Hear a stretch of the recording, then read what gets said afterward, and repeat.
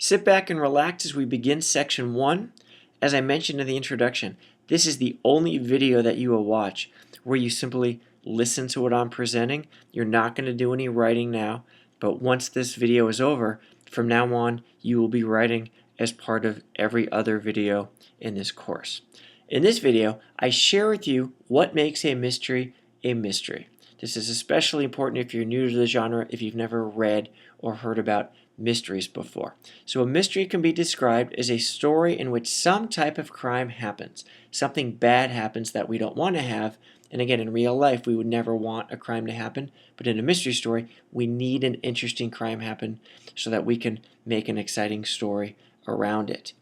Once the crime happens, there's an investigation. That means there's an effort to find out who did it and why.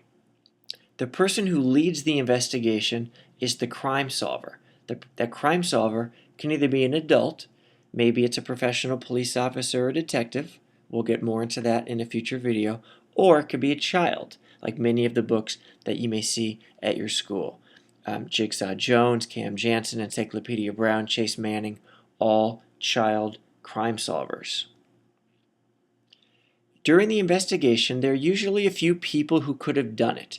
They are called suspects. And as I said in the introduction, you don't want just one suspect because then it's very easy for readers to guess who did it. We want to create a mystery where there are several suspects who each have a believable, powerful motive or reason for committing the crime.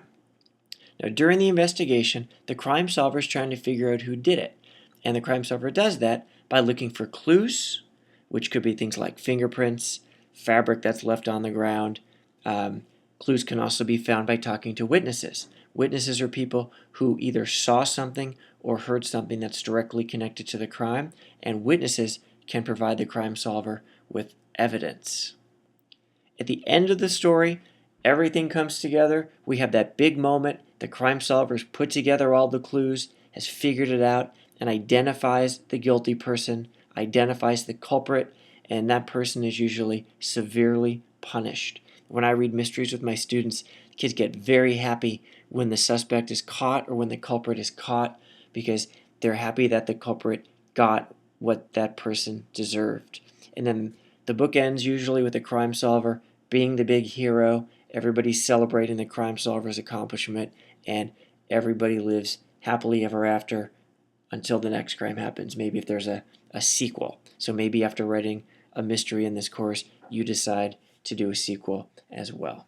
So those are the elements of a mystery. We will now move to lesson 2, in which you will begin writing out your ideas.